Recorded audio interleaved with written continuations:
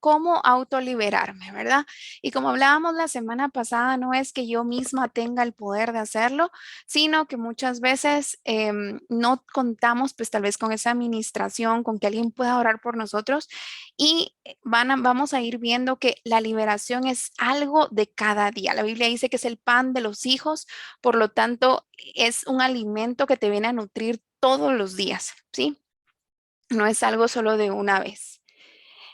Vamos a empezar esta prédica y esta enseñanza, pues la recibí del pastor Vlad Savchuk.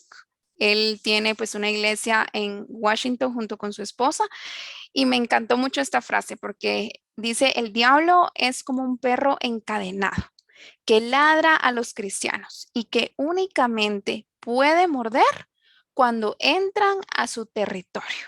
¿Sí? Esta es la imagen con la que quiero que empecemos esta enseñanza. Esta es la imagen con la que quiero que comprendamos cómo es el enemigo en el ámbito espiritual y por qué es que Dios es quien tiene el control de esa correa y Él es el que permite o no permite que sucedan las cosas como lo hemos leído, pues creo que muchas veces en la historia de Job, ¿verdad? Vamos a empezar con una pequeña introducción, ¿verdad? Tomando en cuenta esta frase. Se supone, o en el mejor de los casos, ¿verdad? Que un creyente cristiano no se encuentra en el territorio del enemigo, ¿verdad? Pero a pesar de esto, si tu vida no da frutos, si tu vida no da esa constancia de que realmente eres un hijo de Dios renovado, nacido de nuevo, no va a importar ni cuántos años has pasado estando en la iglesia, si has servido, si eres cercano a los pastores, si hablas en lenguas, nada de esto va a servir si tú mismo estás abriendo tu vida al enemigo. ¿Sí? Porque al momento de que tú ingresas a su territorio, definitivamente sus demonios van a entrar a operar en tu vida. ¿Y qué es lo que pasa? Si te paras en el territorio de un enemigo, ¿verdad? ¿Cuántas veces hemos salido a caminar, ¿verdad? O a veces sale uno a correr en las calles, algún perro callejero, o sale uno a caminar y algún perrito que llevan ahí paseando, pues es muy agresivo, ¿verdad? ¿Qué sucede si nos acercamos mucho? ¿Cuál es nuestro instinto? Alejarnos, ¿verdad? Nos cambiamos de banqueta o nos alejamos un poquito del perrito si vemos que el dueño no lo controla. ¿Por qué? Porque nos preocupa que si nos acercamos demasiado nos pueda morder. Pues acá el ejemplo es el mismo, ¿sí? Si como cristianos vamos y empezamos a jugar, a abrirle nuestra vida al enemigo, ¿qué va a pasar? Nos va a morder. ¿Y qué significan estas mordeduras? Nos empiezan a oprimir, nos empiezan a demonizar y nos empiezan a atormentar. Recordemos que acá la clave no es que nos vayan a poseer porque somos hijas de Dios, por lo tanto esa posesión como tal no puede existir, pero sí nos pueden oprimir, demonizar, que es la palabra original de la Biblia, ¿verdad? O atormentar. Y tenemos que estar conscientes que entonces muchas cosas en nuestras vidas, ¿verdad? Son a raíz o a causa de estos demonios que están operando en esta área de nuestras vidas. Ahora, trayendo nuevamente a colación lo que estudiamos la semana pasada, ¿los cristianos no pueden tener demonios?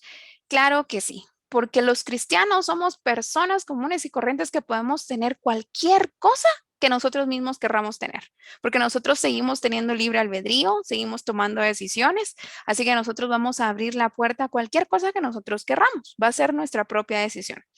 Y una vez tú lo hagas, ten por seguro que tú no puedes estar controlando qué va a volar a través de esa puerta, qué va a ingresar a tu templo, ¿verdad? El templo del Espíritu Santo, ¿qué va a ingresar a tu vida? Tú no puedes tener control de esto. Tú no puedes decir, tú sí entras, tú no pasas, salto aquí. No. Una vez tú abres la puerta, recuerda que estamos ante un enemigo que no juega limpio, que no es justo y que sus objetivos son robar, matar y destruir. Así que acá lo importante es que seamos no solo cristianos de palabra, ¿verdad? No solo cristianos de títulos, sino que seamos cristianos con experiencia, que tengamos esa práctica de nuestra vida cristiana todos los días. Pero ¿qué es lo que pasa? Si tú estás viviendo como El diablo quiere, si estás viviendo como el mundo te lo dicta, ¿verdad? Tú continúas practicando todas estas cosas, pues tienes objetos que quizás llegan a ser impuros en tu casa, ¿verdad? Y tal vez los guardas porque dicen, no, es que fue un regalo, no, es que qué pena sacarlo, no, es que me costó mucho dinero, etcétera. Tú misma sigues estando en esclavitud. Porque la Biblia dice que hay poder en el acuerdo, pero no solo en el acuerdo de la luz, sino también en el acuerdo de las tinieblas. ¿Sí? Entonces, ¿qué es lo que pasa? Vamos a empezar a estudiar 11 maneras en que los demonios pueden acceder a tu vida, ¿sí? Hay muchas puertas, ¿verdad? Y estas son como las más comunes, ¿verdad? Vamos a empezar viendo la primera.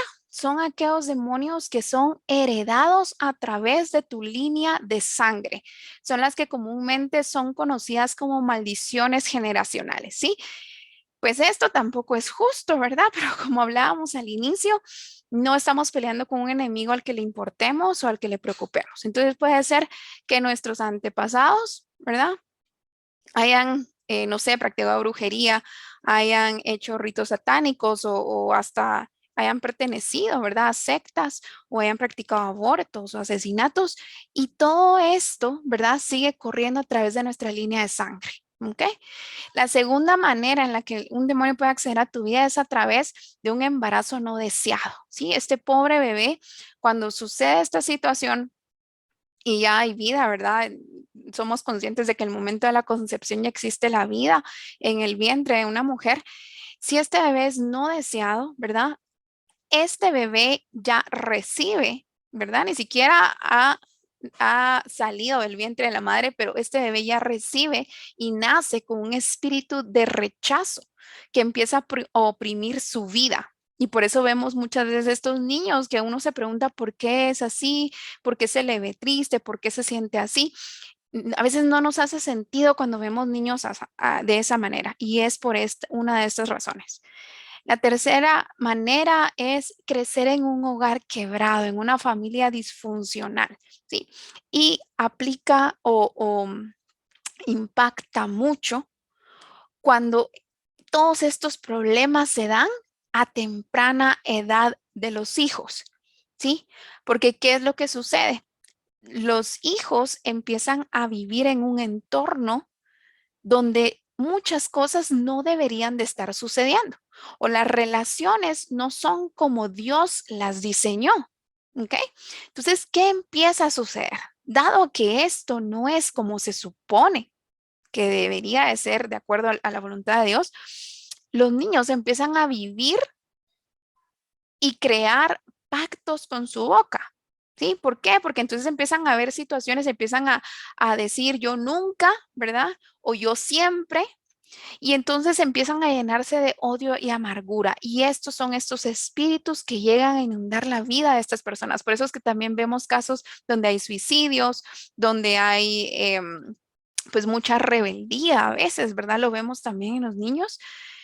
La cuarta manera es involucrarse directamente en el ocultismo, ¿sí? Cuando tú te metes a realizar alguna de estas prácticas, tú lo que haces, si quieres una imagen, literalmente estás yendo a poner un gran cartel en tu vida que diga bienvenida, o sea, casi que le pones globos, pones un gran cartel y le dices, diablo, sé bienvenido a mi vida. Eso es lo que tú estás diciendo, es la señal que tú estás poniendo en el ámbito espiritual.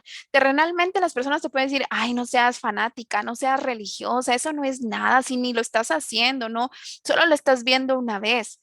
Con una sola vez que lo hagas, ya estás abriendo la puerta, ¿sí? ¿Qué ejemplos hay? Por ejemplo, bueno, aquí hay muchos, pero realmente por espacio no los puede colocar, pero está todo este tema de la astrología, el horóscopo, la lectura de cartas, la brujería, todo eso de las limpias, ¿verdad? Acá en Guatemala pues es bien conocido todas esas prácticas, ¿verdad? Y muchas veces es considerada parte de la tradición y la cultura de un departamento. Y pues todo esto son puertas pues amplias para el enemigo. La quinta manera es la falsa religión, ¿sí? ¿Qué es lo que pasa? Aquí pues incluye todo lo que a veces es muy obvio, ¿verdad? Por ejemplo, el budismo, por ejemplo, los mormones, por ejemplo, testigos de Jehová, catolicismo y todas estas religiones que el mundo y que el ser humano ha creado, pero también está la parte que no percibimos como muy obvia, ¿sí? ¿Y a qué me refiero con esto? Cuando nosotros como cristianos creyentes estamos dispuestos a hacer cualquier cosa, ¿sí? Como cualquier otro ser humano lo haría, ¿verdad? Como que olvidamos que somos cristianos, que somos hijas de Dios y somos capaces de hacer cualquier consejo que nos den a cambio de conseguir algo, ¿sí? Por ejemplo, nos dicen, mira, es que deberías de echarte tal cosa y así vas a poder tener bebés, por ejemplo, ¿verdad? Esto es algo que también se practica mucho en nuestra cultura, ¿verdad? Todas esas creencias que a veces dicen, no, es que son de las abuelitas, no, es que sí funcionan, ¿verdad? El famoso ojo, ¿verdad? Los niños que pásale un huevo, las limpias que carga limones, etcétera. Todas estas cosas muchas veces las hacemos poniendo nuestra fe en esto. Y esto al final es brujería, ¿sí? Es una falsa religión. Y esto no tiene nada que ver con lo que Jesús nos mandó a hacer.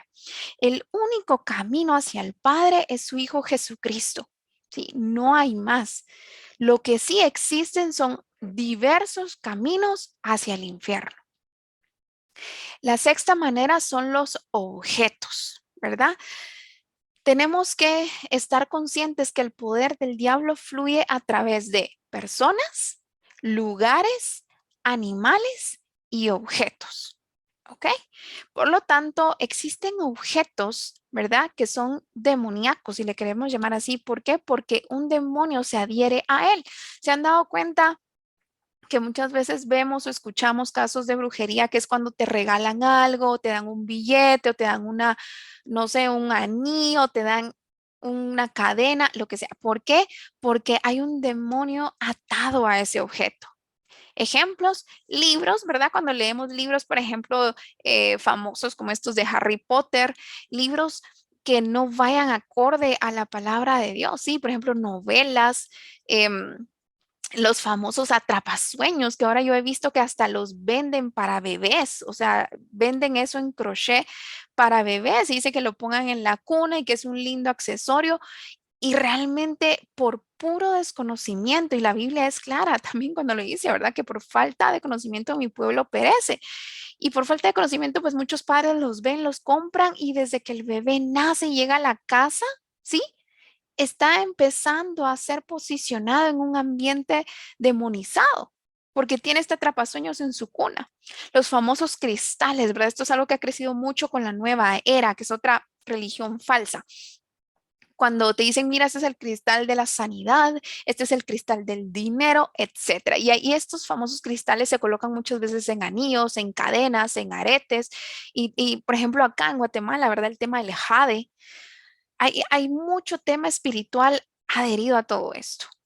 La séptima manera es el abuso y el trauma, que son la puerta más ancha que existe, ¿verdad? Nuevamente, esta es una manera donde, pues, creo que todos coincidimos en que no es justo, ¿verdad? Porque la víctima no es algo que esté buscando, pero lamentablemente el enemigo no juega limpio jamás, ¿verdad?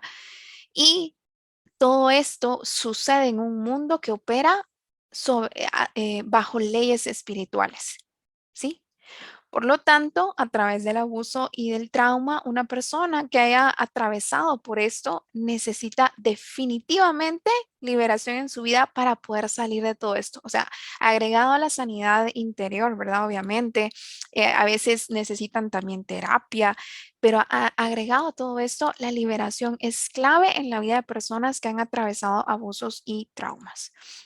La octava manera, pues, son los encuentros sexuales, ¿verdad? ¿Por qué? Porque el sexo afecta el alma y recordemos que en el alma es donde pueden los demonios llegar a operar y a oprimir nuestra vida. ¿Qué es lo que sucede? La Biblia es clara cuando dice que te haces una sola carne con la otra persona. Entonces puede ser que sí, las personas digan, no, no va a pasar nada, me estoy cuidando, sí. Y puede ser que físicamente sí esté sucediendo eso, pero espiritualmente no debemos de ignorar lo que está sucediendo, porque ya sea que lo ignoremos, pero igual va a seguir siendo una realidad, te guste o no creerlo. ¿Sí? El Espíritu va a llegar a tu vida, se va a transferir, ¿verdad? Por eso fue que Dios, en su infinita sabiduría, dejó esto diseñado únicamente para el matrimonio, ¿verdad? A veces las parejas dicen, no, pero es que igual nosotros nos casamos, pues, o sea, no esperamos a casar, no esperamos al matrimonio, pero igual terminamos casándonos. Pero eso abre una gran puerta a sus vidas. ¿Por qué creen que después esos matrimonios tienen muchos problemas? A veces terminan divorciándose. ¿Por qué? Porque se abrió una gran puerta. Sí, eso es fornicación. No importa que se hayan casado después o no, eso se llama fornicación. Y como hablábamos en la primera presentación, una cosa es pedir perdón, ¿verdad? Llegar ante Dios y decir, Padre, nos equivocamos, iniciamos mal nuestro matrimonio, ¿verdad? Que es totalmente válido, pero hace falta algo más, hace falta algo que muchas veces no lo hacemos y después no entendemos por qué eso nos está oprimiendo, ¿verdad? Pero ahora ya sabemos que lo que necesitamos es pedir una liberación sobre ese espíritu que pudo haber ingresado a la vida tanto de mi esposo como mía a través de la fornicación. Y la novena manera es el aborto, ¿verdad? Esta es un pecado de injusticia hacia otro. Lo que hace no solo es traer una presencia demoníaca, sino que también atrae maldición sobre la vida de la persona. Esto está en la Biblia dentro de las leyes que da Dios en el Pentateuco, ¿verdad? Asesinar refleja al espíritu de odio y muerte operando en la persona que lo practique. La décima manera es el entretenimiento. Esta palabra en inglés, su inicio es enter, que significa entrar.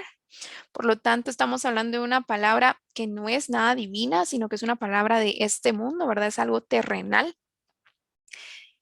Nosotros mismos estamos tomando pues el control, ¿verdad? Y muchas veces se los dejamos a nuestros hijos y ahora se ha dado mucho, ¿verdad? O sea, vemos cómo a niños pequeños ya les dan acceso a iPads, a celulares y realmente lo utilizan como para entretenerlos, como para que el adulto tenga su tiempo a solas, como quien dice, yo no aguanto a estos niños, los voy a dejar entretener y los niños ven lo que sea, ¿verdad?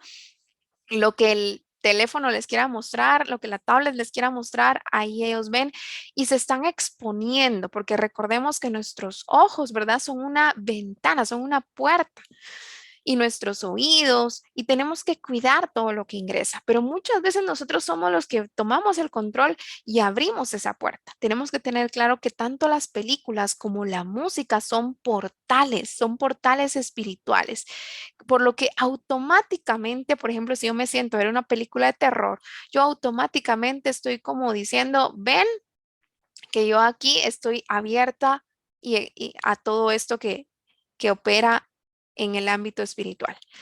Y algo que Dios me enseñaba respecto a la música. Cuando uno ya se pone a estudiar, yo escuchaba mucha música antes de llegar a- a la vida con Dios. Y recuerdo que yo decía con mi propia boca, ¿verdad? Me ataba porque yo decía, yo jamás voy a poder dejar esto. Y recuerdo que empezando en la iglesia tuve un sueño donde yo me veía en una habitación totalmente oscura y de repente una luz me alumbraba, ¿verdad? Y yo estaba totalmente amarrada. No podía hablar ni nada y escuchaba una voz que me decía en la oscuridad y que se reía. Tú nunca vas a poder dejar esto y se reía y era cuando yo empezaba a buscar de Dios. Y sí, recuerdo que me costó mucho, pero para Dios no hay nada imposible. Y recordemos que el enemigo siempre va a tratar como de atormentarte o de poner tu mayor miedo o de recordarte tus propias ataduras, porque recuerden que yo misma era la que yo decía esto y él se estaba burlando del pacto que yo había hecho. ¿Y qué me mostraba Dios acerca de la música? Cuando ya te vas a ir a leer las letras, cuando ya te vas a ir a meditar qué es lo que estás diciendo y repitiendo, sí, porque los ritmos son pegajosos, son contagiosos. Realmente, pues acá quiero hacer un paréntesis, no existe música cristiana como tal, ¿verdad? Porque las notas musicales no son notas musicales cristianas y notas musicales mundanas, no. Lo que existe son estas letras que vienen a entrar a tu alma. Entonces, lo que Dios me enseña sobre la música es que es algo que viene a distorsionar tu identidad. Uno de los objetivos más grandes de Satanás en tu vida es destruir tu identidad de hija. ¿Por qué? Porque al hacer esto, tú vives perdida en el mundo. Tú no tienes la menor idea de quién eres en Cristo. Tú no sabes qué armas tienes en tus manos para contraatacar. Tú ni siquiera sabes que te puedes defender. Tú no sabes cómo utilizarlas. ¿Por qué? Porque tu identidad fue destruida y la música es una de las armas que Satanás utiliza. El tema de la codependencia emocional. Cuando vamos a ir a ver las letras de todas esas canciones románticas que uno escucha y que se dedica y que qué lindo, cuando uno va a ir a leer las letras de verdad, uno solito se está atando a la otra persona. O sea, dice que uno no es nada sin la otra persona, que viniste a cambiar mi vida, que vienes, o sea, de verdad, tómense el tiempo a googlear las letras de esas canciones populares. O muchas veces no, que nunca voy a cambiar y es que tú me gobiernas o tú lo eres todo, o tú eres mi vida entera, etcétera. Y todo eso lo cantamos y ahí es donde nos empezamos a atar, ¿sí? Em, que sucede a través del entretenimiento. No es malo, ¿verdad? Como tal, sino cuando se corrompe, como Satanás sabe hacerlo con todo, es cuando empieza a afectarnos en la vida. No es que yo diga, miren, la tele es diabólica, no, sino hay que entender qué es lo que la televisión hace, porque puede ser de bendición como de maldición. Por ejemplo, el Internet. Hoy en día existen acceso a muchas prédicas, a muchas iglesias en línea, muchas alabanzas, y eso es una bendición. Pero también si se dan cuenta el Internet, si yo le doy el uso incorrecto, puede llegar a corromper mi vida, puede llenar mi vida, mi mente, mi corazón de basura. Y en el momento que yo me convierto adicta a algo, tengo que estar consciente que entonces tengo compañía. ¿Por qué? Porque eso que me forza, eso que muchas veces las personas dicen es que lo he intentado todo y simplemente no puedo dejarlo, ¿verdad? Las famosas o las adicciones más comunes, ¿verdad? Las drogas, el alcohol, ¿verdad? El sexo, todo ese tipo de adicciones son como muy obvias, pero también existen otro tipo de adicciones. Y para todas las adicciones siempre va a haber un demonio operando en la vida de esta persona que no le permite romper ese ciclo, que la pobre persona puede ir a terapia, pueden orar todo lo que quieran porque Dios les dé fuerza y que Dios lo ayude, pero la oración tiene que ser asertiva. Esa persona necesita una oración de liberación y luego una oración que la fortalezca día a día para no volver a esto. La última manera es en un momento de debilidad. ¿Qué es lo que pasa? La Biblia dice que el enemigo conoce la concupiscencia de nuestro corazón y de ahí es donde nos tienta, ¿verdad? O sea, él sirve la mesa, pero es el ser humano el que toma la decisión de ir a comer de esa mesa o de alejarse. Entonces, muchas veces en un de repente, en un desliz, en un momento de debilidad, como le llamamos los seres humanos, actuamos, nos dejamos llevar por la ira, nos dejamos llevar por la emoción, nos dejamos llevar por la alegría también muchas veces. Y entonces esta decisión se viene a convertir en una cadena. ¿Y qué sucede con esta cadena en nuestras vidas? Se adhiere y se inserta a mis generaciones. Entonces recordemos que la primera manera de que hubieran demonios en nuestra vida eran las maldiciones generacionales. Estas las heredo, pero en mi momento de debilidad yo no solo estoy siendo una víctima, sino yo también estoy agregando más a mi línea de sangre. Por lo tanto, estos momentos de debilidad, estos espíritus que vienen a mi vida, ya los estoy incluyendo, ¿verdad? Empiezan desde mi vida hacia mis generaciones. Y una vez haces esto, no vuelves a ser el mismo. Ahora vamos a ir profundizando a cómo es que una persona puede autoliberarse, ¿verdad? Vamos a hacer dos conceptos claros cuando el demonio pues está adentro operando en una de las áreas de nuestras vidas. Lo que tenemos que hacer es expulsarlo, que es donde entra la liberación a jugar un papel importante. Y una vez somos libres, el demonio ya no habita en nosotros. La Biblia dice que el ladrón es echado fuera, la casa es limpiada, ¿verdad? ¿Y qué tenemos que hacer cuando ese demonio es echado fuera? Cuando empieza a atacarnos nuevamente, no es que no hayamos sido libres, sino desde afuera viene el ataque de nuevo. Y acá es donde la Biblia nos manda a resistir para que el enemigo huya. Entonces, el modelo bíblico de la liberación es que alguien ore por ti. Eso lo vemos en todos los casos que Jesús practicó liberación, ¿verdad? Y que sus discípulos también lo hicieron. Jesús dijo, vayan y echen fuera demonios, vayan y prediquen el evangelio, vayan y oren por los enfermos. Sí, pero ¿qué pasa? ¿Cuántas veces hemos visto milagros, ya sea de sanidad o de salvación? Ahora que se ha vuelto más famoso todo este tema virtual, ¿sí? ¿Cuántas personas vemos a veces en los chats de las prédicas? Yo recibí liberación, yo quiero dar mi testimonio, yo acepté a Jesús con esta prédica, ¿sí? Entonces, si hemos visto de estos dones tan hermosos que fueron recibidos por el puro amor de Dios, la pura gracia de Él, que nos quiere ver libres, que nos quiere ver sanos, que nos quiere ver salvados al lado de Él en una eternidad, quizá no sea el modo, pero sí es la excepción gracias al amor de Dios. Entonces, lo que es clave en tu autoliberación van a ser la sangre y el nombre de Jesús, la palabra de Dios y nuestro testimonio. Estas cuatro son armas disponibles para todos los creyentes. En Apocalipsis 12:11 dice, y ellos le han vencido por medio de la sangre del cordero y de la palabra del testimonio de ellos, y menospreciaron sus vidas hasta la muerte. ¿Sí? Tenemos que aprender a vivir vidas consagradas a Dios. Tenemos que aprender a comprometernos y rendirnos a Él, no siendo cristianos de medio tiempo, tratando de enfrentarnos de esta manera con un enemigo que sí trabaja a tiempo completo. Y no solo es a tiempo completo, sino cuántos años de antigüedad, de experiencia nos lleva este enemigo por delante. ¿Sí? Tenemos que vivir no viendo a Jesús y dando lo menos de nosotros, ¿verdad? No viviendo de acuerdo a sus estatutos, sino dejándonos llevar por el mundo porque quizás sea lo más cómodo en nuestra vida, ¿sí? Viviendo como la gana se nos da muchas veces, ¿verdad? Y creyendo así que no voy a ir al infierno. No sé cuántos de ustedes habrán escuchado, ¿verdad? Pero a veces vemos que quizás la vida de una persona que fallece no, en primer lugar, nunca reconoció a Jesús como su Señor y Salvador. Hasta el final, pues vivió una vida, ¿verdad? Mundana, pero aún así al final muchas de veces las palabras que se dicen es, ay, pero él ahorita ya está descansando, ya dejó de sufrir porque es que nunca paraba de andar de fiesta en fiesta y él quería dejar la bebida, pero nunca lo pudo, ¿verdad? Entonces nos ponemos a pensar, ¿por qué si una persona no quiso saber nada de Dios en esta tierra, en todos los años que vivió aquí, por qué pretendemos que esta persona quiera pasar una eternidad al lado de alguien que siempre rechazó? No tiene sentido. Y en la Biblia está escrito cuál es la única manera de salvarse. No es por obras, dice la Biblia.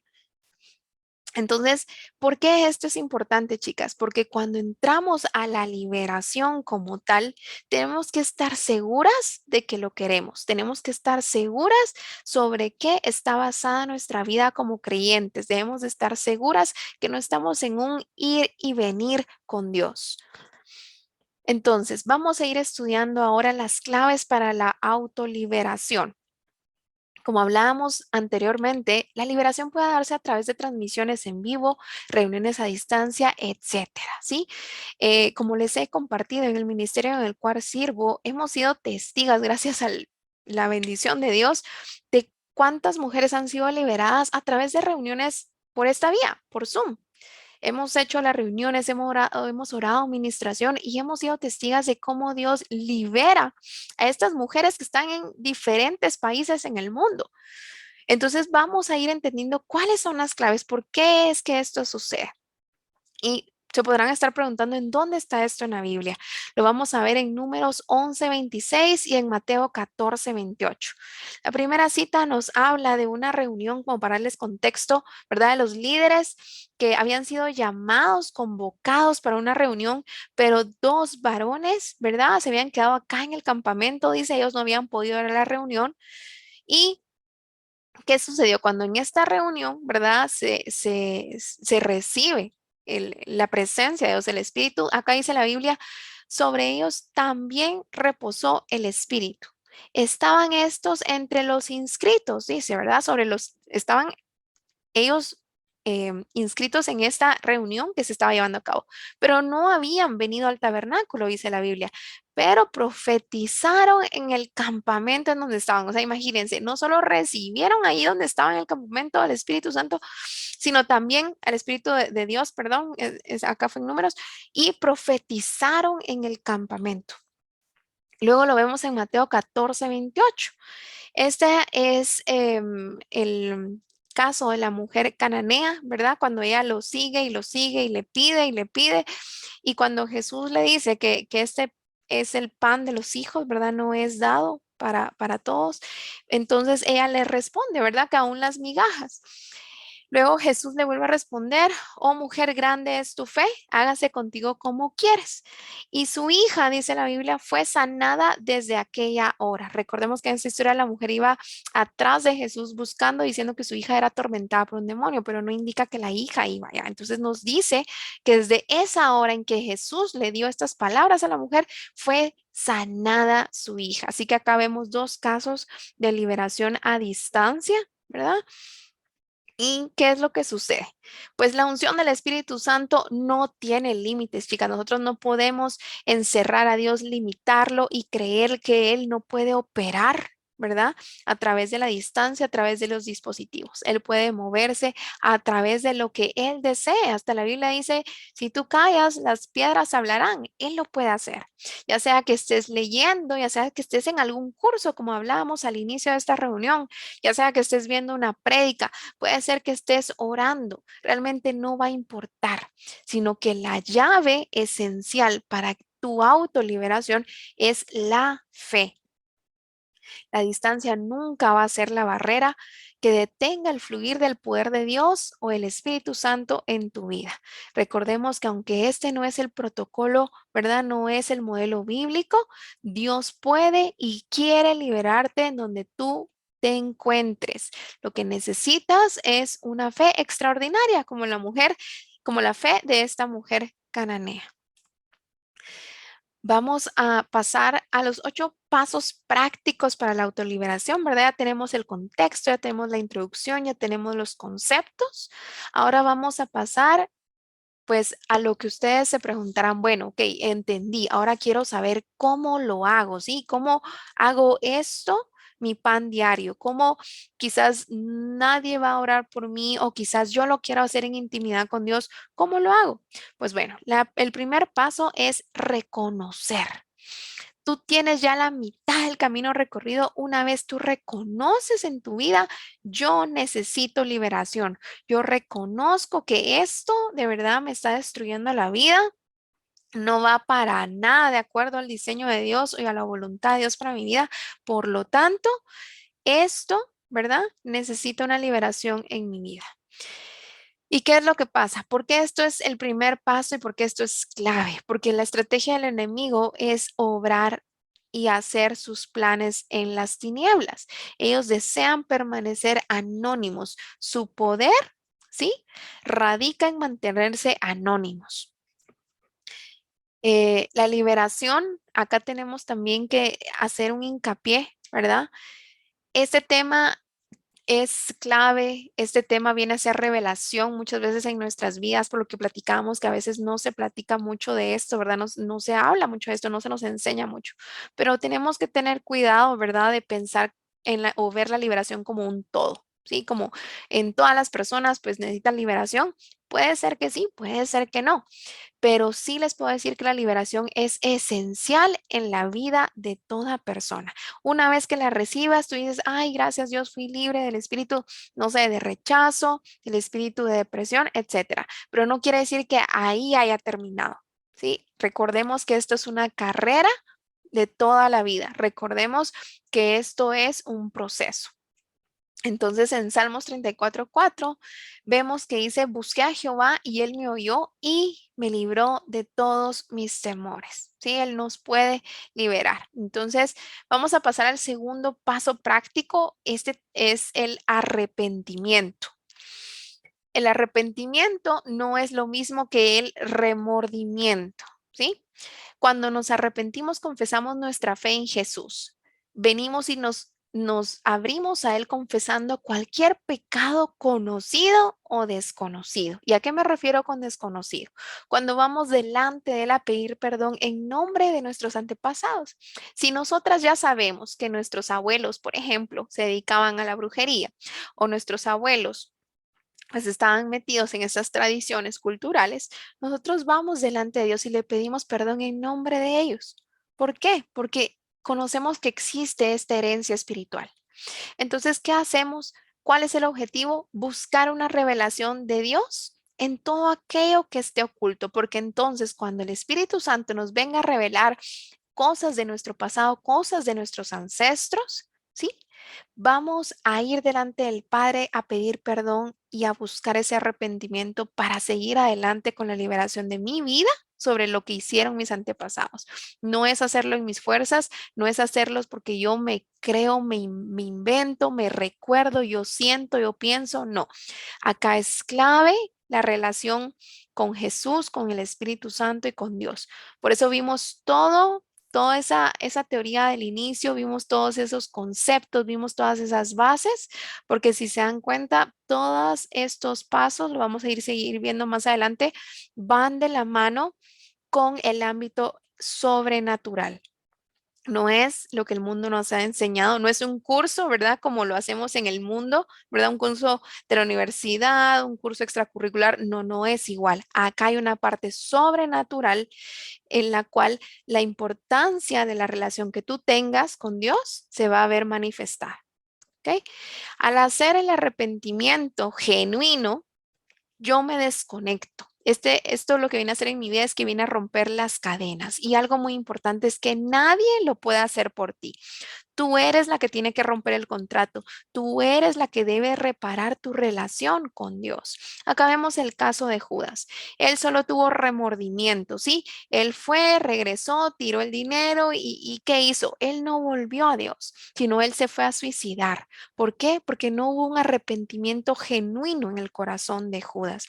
Y algo muy importante, lo platicábamos en el tema de introducción a la liberación, es el aferrarte a una ofensa y el vivir con falta de perdón en tu corazón, porque esto lo único que hace es presentar un corazón que no ha sido humillado delante de Dios, que no ha reconocido que debe de hacer esto, que no ha aprendido a soltar. Debemos de aprender de David cómo fue que él se arrepintió. Nosotros podemos leer en los salmos con qué dolor David le habló a Dios, ¿verdad? Cuando vino este hombre enviado por Dios a hacerle ver el pecado que David había cometido, ese adulterio, ese asesinato, David escribe con tanto dolor, se arrepiente delante de Dios. ¿Y qué es lo que viene a hacer esto? Trae restitución de mi parte hacia Dios. Hemos aprendido en Celebremos la Vida para quienes lo hemos llevado, ¿verdad? Que cuando yo pido perdón o cuando me van a pedir perdón, tiene que existir la parte de restitución. Y entonces no solo se trata de que a ver quién me va a restituir a mí porque me hicieron mucho daño, no, se trata de que yo también tengo que aprender a dar. ¿Y hacia quién? Hacia Dios, porque estoy tratando de restaurar mi relación con Dios. Por lo tanto, voy a hacer todo lo que esté en mis manos para restituir mi relación con Dios. El tercer paso es renunciar. Una vez ya lo reconozco, me arrepiento por eso específicamente, ahora paso a renunciar. ¿Qué significa esto? Sí, mi boca tiene poder y cuando yo hablo, ¿verdad? Esto es no solo escuchado por este ámbito físico que vemos, sino también por el plano espiritual. Por eso es que muchas veces cuando nosotros queremos echar fuera a un demonio, decimos, vete en el nombre de Jesús, sentimos esa presión, lo tenemos que hacer con voz audible, no es solo de pensarlo.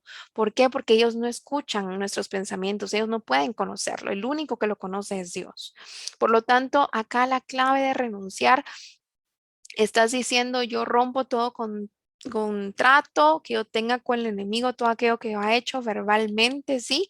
Tú rompes toda conexión que tengas con oculto. Y acá caen, por ejemplo, todos los votos, las promesas, los acuerdos, etcétera, ¿verdad? ¿Qué es lo que tienes que hacer? Es simple, ¿sí? Tú solo debes de decir, yo renuncio y empiezas a nombrar el espíritu que el Espíritu Santo te ha ido mostrando, ¿verdad? Este pecado, ya sea yo decir, yo renuncio al espíritu de pornografía, yo renuncio al espíritu de lujuria, al espíritu de odio, al espíritu de enfermedad, al espíritu de muerte, al espíritu, etcétera, ¿sí? Yo renuncio y esto tú estás declarando, ¿verdad? A los cuatro vientos que no deseas nada más que ver con el enemigo. El cuarto paso es, procede entonces a liberarte a ti mismo en el nombre de Jesús. ¿Qué es lo que digo o hago? ¿Verdad? Habiendo renunciado, yo empiezo a decir, bueno, yo ahora me libero a mí misma del espíritu de pornografía, de odio, depresión, etcétera. Todo aquello a lo que yo haya renunciado, eso me hace separarme y por lo tanto yo ahora lo echo fuera en el nombre de Jesús. Y todos los espíritus se doblegan y huyen y se van en el nombre de Jesús. No hay ni uno solo que se resista. El quinto paso, luego de que tú eres libre, viene la parte pues esencial para llegar a conquistar tu liberación. Tienes que resistir al enemigo. ¿Por qué? Porque como hablábamos al inicio, él va a traer mentiras, ¿verdad? Al día siguiente, pues de que tú recibas tu liberación y tuviste un momento hermoso con Dios, al día siguiente van a venir quizás la misma lucha, los mismos pensamientos, no tan fuertes, pero sí vas a volver a sentirlos, vas a volver a sentir como esa tentación de volver a hacer lo mismo, pero ahí es donde tú tienes que resistir al enemigo. Acá podemos ver el ejemplo del pueblo de Israel. Dios, el propósito que tenía es de que ellos fueran a dominar. Él ni siquiera los puso a pelear, sino simplemente tenían que huir del faraón. Sí, la Biblia dice que Dios adiestra nuestras manos para la batalla. Entonces, tenemos que ser realistas con este versículo y decir, Padre, ¿para qué me estás entrenando? ¿Sí? Tú tienes que aprender a defenderte y por eso es que Dios te entrena. La persona que ore por ti, ¿verdad? O si es una autoliberación, ¿verdad? Es diferente, pero la persona que ore por ti no lo va a hacer por ti, ¿sí? Si alguien ministra liberación sobre ti y tú en esa administración pues recibes libertad, ¿verdad? Esta persona no va a ir a hacer por ti esta resistencia. Tú eres el único que lo puede hacer. Tienes que aprender a hacerlo. El diablo estará tocando y tocando. Tú tienes que echarlo fuera y tienes que hacer uso de las herramientas, de todas esas armas espirituales que Dios nos ha dado. Y en Efesios vemos claramente que nuestra arma, nuestra espada, es la palabra de Dios. Así que entonces, cuál es la parte clave en este paso? Leer nuestra Biblia todos los días, memorizarnos versículos que sean esa espada que venga a paralizar las mentiras, las dudas del enemigo. ¿Sí? Es como desalojar a alguien. Recordemos la casita de la primera presentación, ¿sí? Cómo es que están los demonios habitando en diferentes cuartos de nuestras vidas. Pues es lo mismo. Vienes tú, haces limpieza de ese cuarto y simplemente lo estás desalojando y echando fuera. El sexto paso es reemplazar. ¿Qué significa esto? ¿Verdad? Esta es una pieza clave. Es reemplazar esa parte que Satanás solía ocupar y que ahora debe ser llena del Espíritu Santo. Acá nuevamente les traigo a colación el versículo, ¿verdad? Que cuando dice que este espíritu maligno regresa y ve que la casa está limpia, pero está vacía, ¿verdad? No hubo un reemplazo, no fue llenado del Espíritu Santo. Dice que se va y regresa con siete peores que él. ¿Sí? En 2 Corintios 3:17 vemos, porque el Señor es el Espíritu y donde está el Espíritu del Señor, allí hay libertad. Por lo tanto, si yo soy llena del Espíritu Santo, yo recibo libertad. ¿Qué es lo que tienes que hacer acá? También es sencillo con Dios. Jesús ya lo vino a hacer todo. Entonces, cuando tú recibes esta liberación y tú te dices, yo me libero a mí misma del espíritu de pornografía en el nombre de Jesús, tú en esa misma oración dices, ahora Espíritu Santo, yo te pido que vengas a llenar, que vengas a quemar con tu fuego toda fortaleza demoníaca que el espíritu de pornografía ha dejado en mí. Y te pido, Espíritu Santo, que me llenes, que este vacío que ha quedado dentro de mí sea lleno por ti únicamente hasta rebosar y que tu oración sea parte de esto todos los días. Entonces, vas a estar viviendo en esta libertad, la habrás conquistado. ¿sí? ¿Y qué va a pasar? Conforme tú te vayas llenando, tu camino va a ir en victoria en victoria. ¿Qué es lo que sucede? Muchas veces vemos personas que simplemente quieren ser liberadas para sus propias intenciones egoístas, ¿sí? Es como que quieren tomar el camino fácil, ¿verdad? Reconocen que pues existe poder, ¿verdad? Sí existe pues esa liberación, pero su intención precisamente no es tomar su cruz y seguir a Jesús por completo, no es precisamente rendirse, es quizás tomar la salida fácil y decir, bueno, sí, qué bonito estuvo la liberación, se sintió bonito, pero no se comprometen a vivir una vida de discípulo, una vida consagrada a Dios. Entonces, en estos casos es importante decirle a la persona, por favor, no busques liberación, ¿verdad? O si estamos orando por alguien es, no puedo orar por ti hasta que tú no estés decidido a cambiar tu vida. ¿Por qué? Porque entonces lo haremos peor. Y acá viene una de las preguntas que uno de ustedes creo que me hacía la semana pasada, de que muchas veces escuchamos, ¿verdad? Estos mitos o estas, al final, mentiras del enemigo sobre la liberación, ¿verdad? Tenemos que hacer hincapié en que la liberación es algo muy atacado por Satanás, porque obviamente estamos atacando su reino de manera directa. ¿Sí?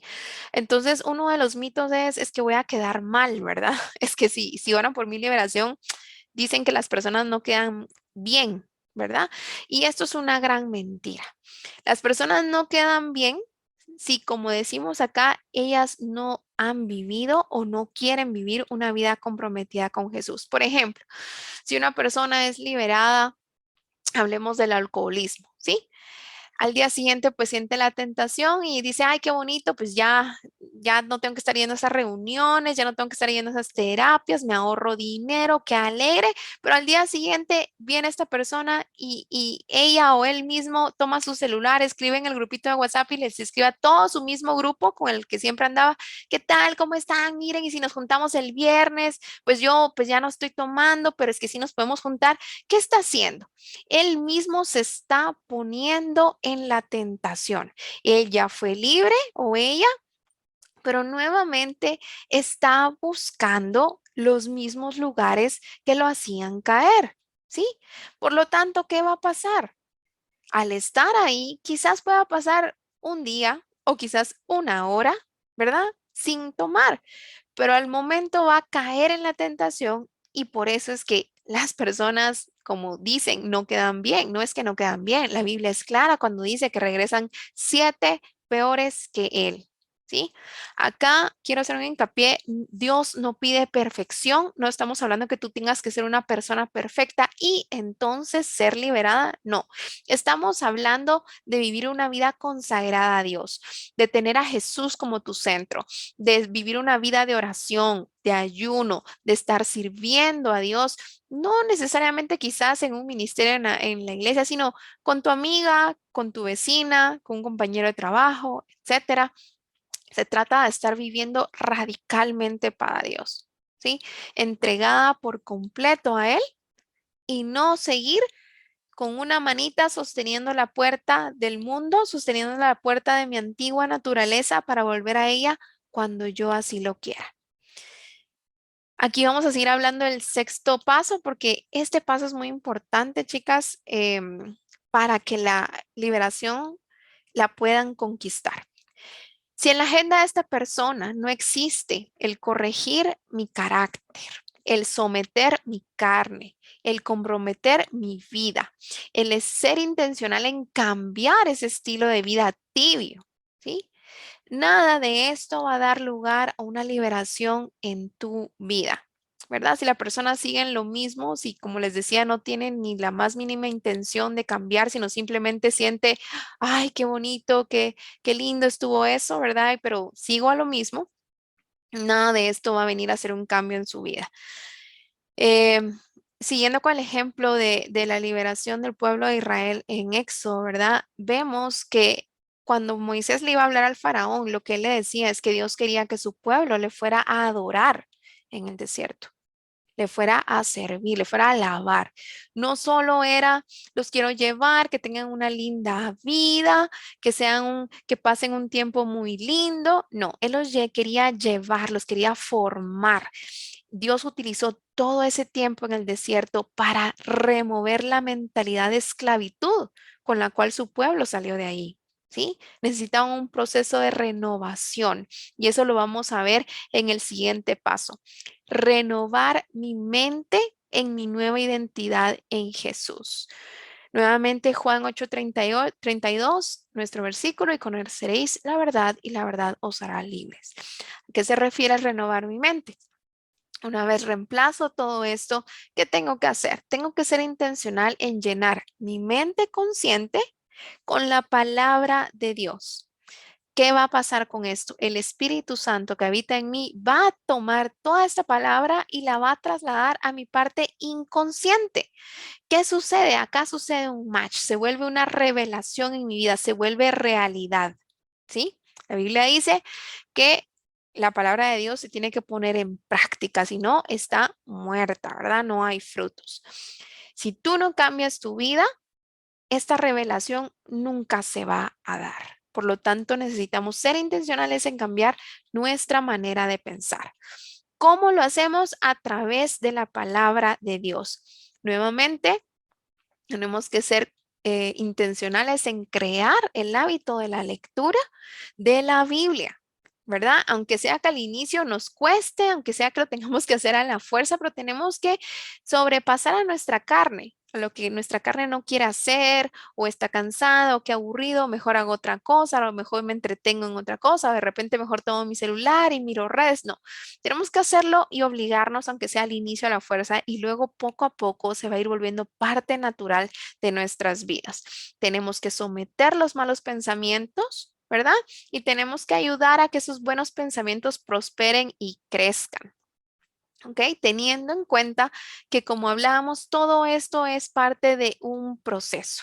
Las fortalezas toman un largo tiempo en crearse y muchas veces la liberación sucede más rápidamente, ¿verdad? No todos los casos son iguales. Las liberaciones de verdad son bien diferentes, tanto la manifestación de la liberación como los tiempos que toma. Y hemos visto, hemos aprendido de parte de Dios que son porque Dios trabaja propósitos específicos para cada persona.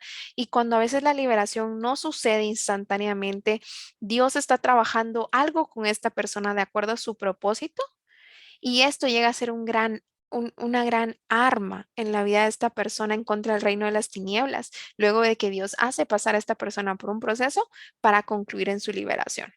¿Sí?